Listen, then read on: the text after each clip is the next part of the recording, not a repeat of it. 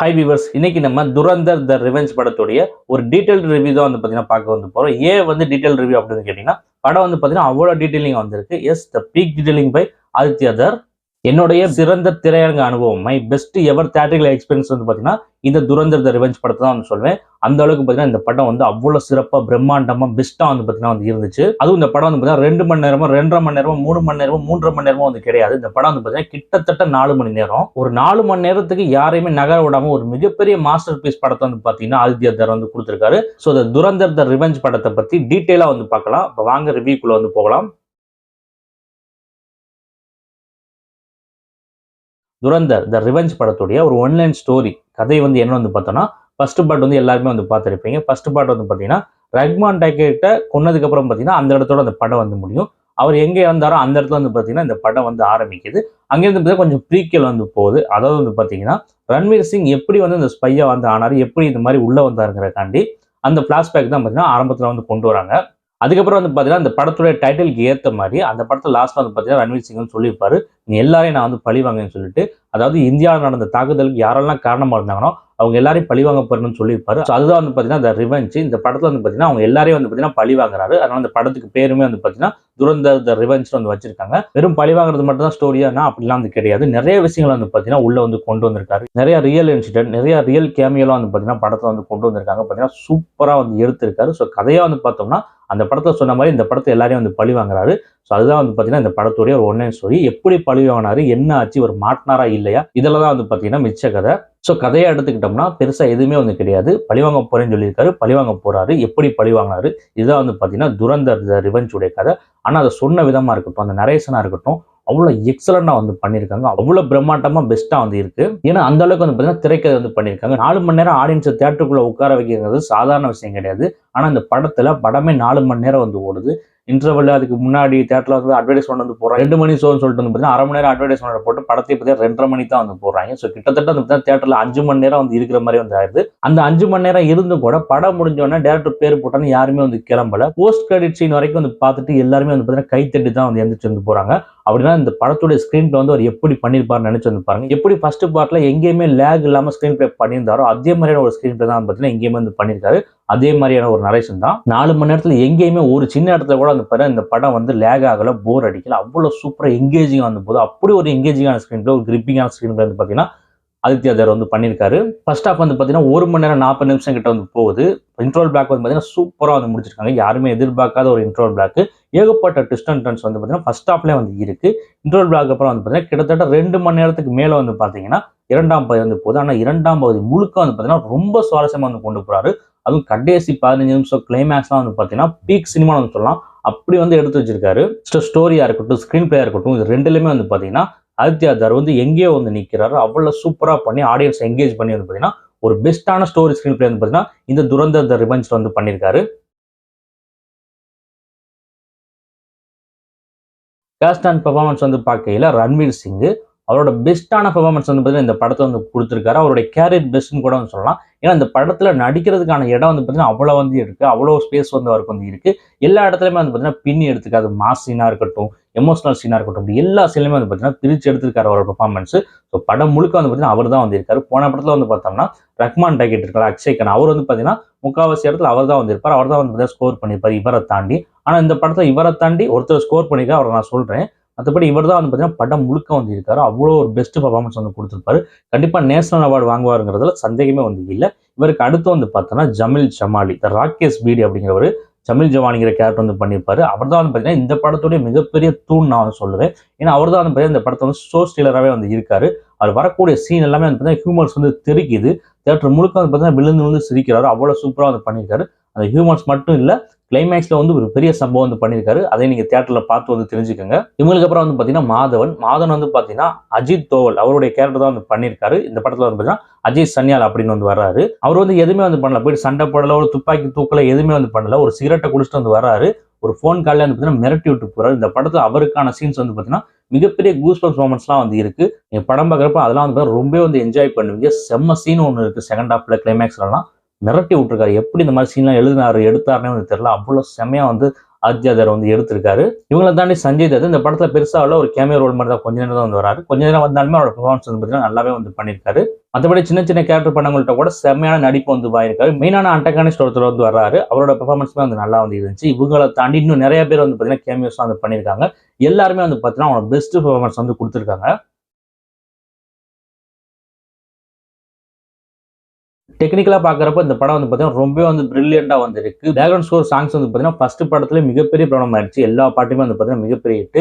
இந்த படத்துல வந்து பார்த்தீங்கன்னா ட்ரைலர்ல ஒரு ஸ்கோர் வந்து பண்ணியிருப்பாரு ஆர்ன்னு சொல்லிட்டு. அது வந்து செம ஃபேமஸா வந்துருந்துச்சு.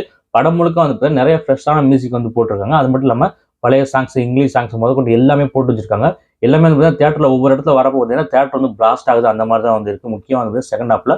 ஸோ பேக்ரவுண்ட் ஸ்கோரா இருக்கட்டும், சாங்ஸா இருக்கட்டும், அதுக்கு தனியாக வந்து ஒர்க் பண்ணியிருக்காங்க இந்த படத்துல. ஃபர்ஸ்ட் பார்ட் அளவுக்கு இதுல அதிகமான சாங்ஸ் தான் வந்து கிடையாது. எல்லாமே வந்து பார்த்தீங்கன்னா மாண்டேஜ் தான் வந்து வருது. ஃபர்ஸ்ட் ஹாஃப்ல வந்து பார்த்தீங்கன்னா 2 சாங் வருது. அதுக்கு ஒரு பெருசா சாங்ஸே வந்து கிடையாது. முழுக்க முழுக்க வந்து பார்த்தீங்கன்னா பேக்ரவுண்ட் ஸ்கோர் தான். சின்ன சின்ன சாங்ஸ் அங்கங்கே வந்து போட்டிருக்காங்க. ஸோ பேக்ரவுண்ட் ஸ்கோர் மியூசிக்கை பொறுத்த வரைக்கும் படம் ஃபுல்லா தெரிக்குது. அதை வந்து பார்த்தீங்கன்னா குறை சொல்றதுக்கு வந்து பார்த்தீங்கன்னா எதுவுமே வந்து கிடையாது. அடுத்தது சினிமாட்டோகிராஃபி அண்ட் லொகேஷன்ஸ். லொகேஷன்ஸ் வந்து சொல்ல தேவையில்ல. ஃபர்ஸ்ட் பார்ட்ல வந்து பார்த்துருப்பீங்க. நம்ம அப்படியே பாகிஸ்தானுக்கு உள்ள போயிட்டு வந்து பார்த்துட்டு வந்தா எப்படி இருக்குமோ அந்த மாதிரி தான் வந்து இருந்துச்சு. ஆர்ட் டிபார்ட்மெண்ட், லொகேஷன்ஸ் எல்லாம் சேர்ந்து வந்து பார்த்தீங்கன்னா ஒரு செம்மையான செட்டப் போட்டு செம்மையா வந்து ஒர்க் பண்ணியிருந்தாங்க. இந்த படத்துலயும் அதே மாதிரி தான் வந்து பண்ணியிருக்காங்க. எதுவுமே வந்து பார்த்தீங்கன்னா குறை சொல்ற மாதிரி வந்து இல்லை. முக்கியமா டிஓபி சினிமாட்டோகிராஃபி வந்து பார்த்தீங்கன்னா எக்ஸலண்டா ஒரு டாப் நோட்ச்ல வந்து இருந்துச்சு. இவங்க மட்டும் கிடையாது, ஸ்டண்ட் சீக்வன்ஸ் முக்கியமா சொல்லியே வந்து ஆகணும். மிகப்பெரிய ஒரு வயலன்ஸ் வந்து பார்த்தீங்கன்னா இந்த படத்துல வந்து இருக்கு. வயலன்ஸ் வந்து பார்த்தீங்கன்னா மேக்ஸா வந்து இருக்கு. அதாவது பார்த்தீங்கன்னா மேக்ஸிமம் வயலன்ஸ். இது மாதிரி வயலன்ஸ் பார்த்திருக்கே முடியாது. அந்த அளவுக்கு வந்து பார்த்தீங்கன்னா வயலன்ஸ் வந்து இருக்கு. ஒருத்தர் தலையை வெட்டிட்டு அதில் வந்து பார்த்தீங்கன்னா ஃபுட்பால்லாம் வந்து ஆடுவாங்க. இதெல்லாம் வந்து பார்த்தீங்கன்னா ரொம்ப மோசமான ஒரு வயலன்ஸ். ஆனா வந்து பார்த்தீங்கன்னா இதெல்லாம் வந்து படத்துக்காண்டி சும்மா வைக்கணும்னு வந்து வைக்கல. இதெல்லாம் ஆல்ரெடி நடந்தது தான். இந்த துரந்தர் படத்தை பொறுத்த வரைக்கும் 90% வந்து பார்த்தீங்கன்னா ஆல்ரெடி நடந்த விஷயங்கள் தான். உண்மை சம்பவங்களை வச்சு தான் வந்து பார்த்தீங்கன்னா எடுத்திருக்காங்க.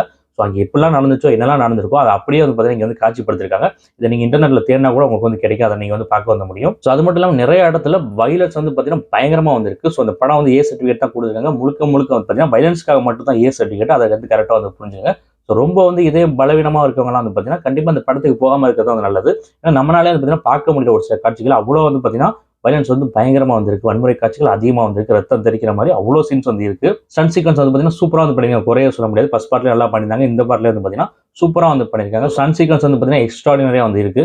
மற்றபடி சவுண்ட் டிசைனா இருக்கட்டும், எடிட்டா இருக்கட்டும், இப்படி எல்லாருமே வந்து பார்த்தீங்கன்னா அவங்களோட பெஸ்ட்டை வந்து கொடுத்துருக்காங்க.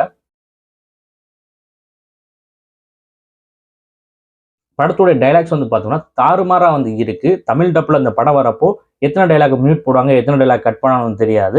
ஸோ நிறைய வந்து கட் பண்ணலாம். முடிஞ்ச அளவுக்கு வந்து பார்த்தீங்கன்னா ஹிந்திலே வந்து பாருங்க. அப்பதான் வந்து பார்த்தீங்கன்னா நல்லா வந்து இருக்கும். எப்பயுமே ஒரு படத்தை வந்து நம்ம ஒரிஜினல் லாங்குவேஜ்லேயே பார்க்குறப்ப மட்டும்தான் வந்து பார்த்தீங்கன்னா அதை நல்லா வந்து என்ஜாய் பண்ணி வந்து பார்க்க முடியும். நல்லா வந்து கனெக்ட் வந்து ஆகும். என்னதான் டப் பண்ணாலுமே ஒரிஜினல் லாங்குவேஜ் கொடுக்குற அந்த ஃபீலே வந்து பார்த்தீங்கன்னா தனி. இந்த படம் இல்லை, எந்த படத்தையுமே ஒரிஜினல் லாங்குவேஜ்ல பார்க்கறதுக்கான ட்ரை வந்து பண்ணுங்க. இந்த படம் எல்லாருமே ஒரிஜினல் லாங்குவேஜ் பார்க்குற மாதிரி சுச்சுவேஷன் வந்து பார்த்தீங்கன்னா அமைஞ்சிருச்சு. ஏன்னு வந்து கேட்டீங்கன்னா தமிழ் வந்து பார்த்தீங்கன்னா சென்சார் ஆகல அதுன்னு சொல்லிட்டு தமிழ் இன்னைக்கு வரைக்கும் வந்து பார்த்தீங்கன்னா ரிலீஸே வந்து ஆகல. 3 நாள் ஆச்சு படம் வந்து. ஸோ நிறைய பேர் வந்து பார்த்தீங்கன்னா தமிழுக்கு வெயிட் பண்ணிட்டு போயிட்டு ஹிந்தியில தான் வந்து பார்த்தாங்க. ஸோ எல்லாருக்குமே வந்து பார்த்தீங்கன்னா படம் வந்து ரொம்ப வந்து பிடிச்சிருக்கு. ஸோ முடிஞ்ச அளவுக்கு ஒரிஜினல் லாங்குவேஜ் வந்து பார்க்க வந்து ட்ரை பண்ணுங்க. ஏன்னா நம்ம ஆளுங்க இப்பெல்லாம் வந்து சமீபத்தில் டப்பிங் எப்படி பண்றாங்க நமக்கு வந்து தெரியும். ரொம்ப வந்து பார்த்தீங்கன்னா முக்கியம் வந்து டப் பண்றாங்க.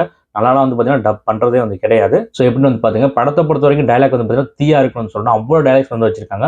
படம் முழுக்க முழுக்க வந்து பார்த்தீங்கன்னா தேசப்பற்ற பத்தி தான் வந்து பேசுது. படம் முழுக்க வந்து பார்த்தீங்கன்னா தேசப்பற்று வந்து இருக்கு. ஒவ்வொரு இந்தியனுக்கும் செகண்ட் ஹாஃப் வரக்கூடிய அம்புட்டு சீன்ஸ்மே வந்து பார்த்தீங்கன்னா முக்கியமா கிளைமேக்ஸ்ல வரக்கூடிய ஒரு 3-4 சீன்ஸ் வந்து அப்படியே புல்லரிச்சு போகும். எந்திரிச்சு வந்து கத்த தோணும். அந்த அளவுக்கு பார்த்தீங்கன்னா அவ்வளோ சீன்ஸ் வந்து பண்ணியிருக்காங்க. சொல்லப்போனால் ஆதித்யா எப்படி இந்த சீன்லாம் வந்து ஸ்டேஜ் பண்ணாருன்னே வந்து தெரியல. பீக் டீடைலிங் பை ஆதித்யாங்கிறது 100க்கு 100 உண்மைன்னு தான் நான் வந்து சொல்லுவேன். ஏன்னா படத்துல அவ்வளோ டீடைல்ஸ் வந்து இருக்கு. எப்படி இதெல்லாம் எழுதினாருனே வந்து தெரியல. அவ்வளோ செம்மையா வந்து பண்ணியிருக்காரு. நம்ம யோசிச்சு பார்க்கவே முடியாத அளவுக்கு வந்து பார்த்தீங்கன்னா படத்துல ட்விஸ்ட் எல்லாம் பார்த்தீங்கன்னா அவ்வளோ வந்து இருக்கு. ஏகப்பட்ட ட்விஸ்ட் அண்ட் டர்ன்ஸ். அதுவும் கடைசியா அந்த 10 நிமிஷம் கடைசி ஒரு 5 நிமிஷம்லாம் வந்து பார்த்தீங்கன்னா ஆடியன்ஸ் சீட்ல உட்கார வச்சு கத்திட்டு தான் வந்திருக்காங்க. அந்த அளவுக்கு வந்து பார்த்தீங்கன்னா வந்து இருக்கு. ஸோ இப்படி ஒரு படம் நீங்க இதுக்கு முன்னாடி பார்த்துருப்பீங்கன்னு தெரியாது. ஏன்னா இந்த படம் வந்து பார்த்தீங்கன்னா அவ்வளோ பெஸ்ட்டான ஒரு தியேட்டரிக்கல் எக்ஸ்பீரியன்ஸ் வந்து கொடுக்குது. என்னதான் 4 மணி நேரம்னாலும் அந்த 4 மணி நேரம்ங்கிறதே நமக்கு தெரியாத மாதிரி வந்து பார்த்தீங்கன்னா பரபரன்னு வந்து பார்த்தீங்கன்னா ரேசியா வந்து பார்த்தீங்கன்னா ஸ்க்ரீன் பிளே வந்து போகுது. அவ்வளோ எங்கேஜிங்காக நம்மளை வந்து வச்சிருக்கு. கடைசி வரைக்கும் அந்த போஸ்ட் கிரெடிட் சீன் வரைக்குமே வந்து பார்த்தீங்கன்னா உட்காந்து பார்த்து கை தட்டிட்டு போக வந்து தோணுது. அந்த அளவுக்கு வந்து பார்த்தீங்கன்னா ஒரு பெஸ்ட் சினிமா வந்து பார்த்தீங்கன்னா ஆதித்யா கொடுத்துருக்காருங்கிறதுல சந்தேகமே வந்து இல்லை. இந்த படத்துடைய மிகப்பெரிய தூண் வந்து பார்த்தீங்கன்னா ராகேஷ் பிடி. அதாவது வந்து பார்த்தீங்கன்னா ஜமீல் ஜமாலி கேரக்டர் பண்ணியிருக்கக்கூடிய ராகேஷ் பிடி. நான் இதுக்கு முன்னாடி சொல்லியிருந்திருப்பேன். அவர் தான் வந்து பார்த்தீங்கன்னா படத்தை தூக்கி நிறுத்தாரு நான் சொல்ல மாட்டேன். ஆனால் அவர் இந்த படத்தை வந்து எங்கேயோ கொண்டு போறாரு. சாதாரணமாக ஒரு ஸ்பை ஆக்ஷன் ட்ராமா போயிட்டு இருக்கப்போ அதில் வந்து ஹியூமர்ஸ் வைக்கிறது சாதாரண விஷயம் கிடையாது. அந்த ஹியூமர்ஸ் வந்து பார்த்தீங்கன்னா அசால்ட்டாக வந்து இவர் வந்து பண்ணிட்டு வந்து போறாரு. ஒவ்வொரு சீன்லையுமே வந்து பார்த்தீங்கன்னா ஹியூமர்ஸ் வந்து இருக்கு. இவர் வந்தாலே ஆடியன்ஸ் வந்து சிரிக்கிற மாதிரி வந்து சுச்சுவேஷன் அமைஞ்சிருது. சிரிக்க வந்து வைக்கிறாரு. அவ்வளோ சூப்பராக வந்து பார்த்தீங்கன்னா இவரோட சீன்ஸ்க்கு வந்து ஒர்க் பண்ணியிருக்காங்க. இது சாதாரண விஷயம் கிடையாது. ஃபர்ஸ்ட் பார்ட்ல இருந்து இதுக்கு லீடு போட்டு கொண்டு வந்தனால இந்த செகண்ட் பார்ட்ல வந்து பார்த்தீங்கன்னா இது சூப்பரா வந்து ஒர்க் ஆயிருக்கு. அது மட்டும் இல்ல வெறும் காமெடியா மட்டும் இல்லாம கிளைமேக்ஸ்ல வந்து பார்த்தீங்கன்னா எப்படி சொல்றதுன்னு தெரியல. அவ்வளவு செமையான சீன்ஸ்லாம் வந்து பார்த்தீங்கன்னா இவருக்கு வந்து இருக்கு. இந்த ராகேஷ் பீடி வந்து பார்த்தீங்கன்னா துரந்தர் த ரிவெஞ்ச் இந்த படத்துக்கு வந்து பார்த்தீங்கன்னா மிகப்பெரிய பலம் நான் வந்து சொல்லுவேன். இவர் வந்து பார்த்தீங்கன்னா ஆடியன்ஸை இன்னுமே வந்து பார்த்தீங்கன்னா எங்கேஜ் பண்ணி வந்து கொண்டு வந்து போறாரு. ஆடியன்ஸ் வந்து சிரிக்க வைக்கிறாரு, கத்த வைக்கிறாரு, எல்லாமே வந்து பார்த்தீங்கன்னா பண்ண வந்து வைக்கிறாரு. இவர் வந்து பார்த்தீங்கன்னா ரொம்ப வந்து முக்கியமான கேரக்டர் இந்த படத்துல. நான் சும்மா சொல்ல நினைக்கிறேன், நீங்க தியேட்டர்ல போய் பார்க்குறப்ப கண்டிப்பா இது உங்களுக்கு புரியும். அவர் வந்து பார்த்தீங்கன்னா மாஸ் பண்ணியிருக்காரு. அவ்வளவுதான் சொல்ல முடியும். அதுக்கு மேல சொல்ல முடியாது. நம்ம பெரிய படங்கள்லாம் எதுக்காண்டி தியேட்டருக்கு பார்க்க போனோம், ஏதாவது தியேட்டர் மொமெண்ட்ஸ் இருக்காதா, ஒரு கூஸ்பம்ப்ஸ் மொமெண்ட்ஸ் இருக்காதான்னு சொல்லிட்டு தான் வந்து பார்க்க வந்து போவோம். முக்கியமா பெரிய ஹீரோ நடிச்சு வரக்கூடிய படங்கள்ல. ஆனா நான் வந்து இந்த துரந்தர் த ரிவெஞ்ச் படத்துக்கு போறப்போ அந்த மாதிரி சீன்ஸ்லாம் சத்தியமா எதிர்பார்க்கல.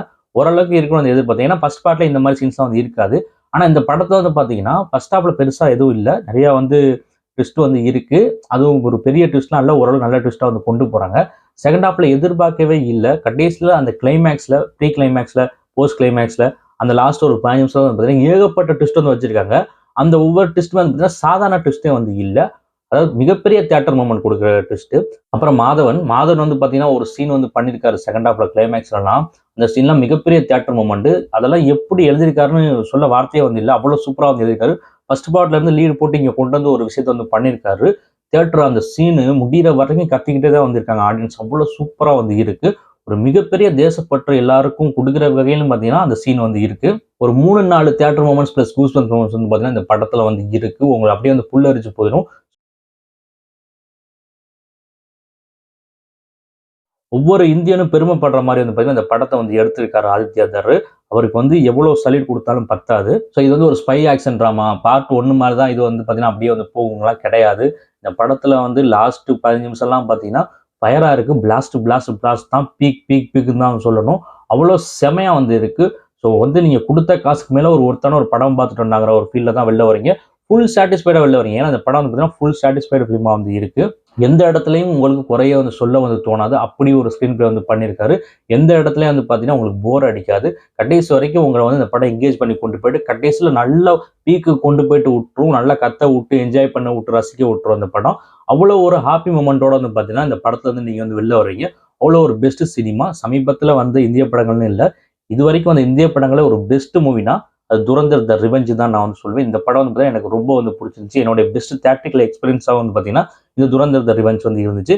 இந்த படத்துக்கு என்னோட ரேட்டிங் வந்து பார்த்தீங்கன்னா, 5க்கு 4.75 என்னுடைய பெஸ்ட் எவர் ரேட்டிங் இந்த படத்துக்கு தான். கண்டிப்பா எல்லாரும் பார்த்தே தீர வேண்டிய ஒரு படம் தான் வந்து பார்த்தீங்கன்னா, துரந்தர் த ரிவெஞ்ச். ஒவ்வொரு இந்தியனுமே இந்த படத்த வந்து பார்க்கணும். ஒவ்வொரு இந்தியனும் பெருமைப்படுற வகையில வந்து பார்த்தீங்கன்னா, இந்த படம் வந்து இருக்கு. ஒவ்வொரு தேசப்பற்றுள்ள இந்தியனுக்கான படம் இந்த துரந்தர் த ரிவெஞ்ச். கண்டிப்பா இந்த படத்த வந்து மிஸ் பண்ணாதீங்க. தமிழ்ல நாளைக்கு வருதுன்னு சொல்லியிருக்காங்க. மறந்துடாம தியேட்டர்ல போயிட்டு வந்து பாருங்க. ஒரு நிமிஷம் கூட வந்து பார்த்தீங்கன்னா, இந்த படம் வந்து உங்கள டிசப்பாயின்ட்மென்ட் வந்து பண்ணாது. அதுக்கு நான் கேரண்டி. தொடர்ந்து சினிமா ரிவ்யூஸ் பார்க்கறதுக்கு, சினிமா சம்பந்தமான சுவாரஸ்யமான வீடியோஸ் வந்து பார்க்கறதுக்கு மறந்துடாம நம்ம சேனல் வந்து சப்ஸ்கிரைப் பண்ணி வச்சுக்கோங்க.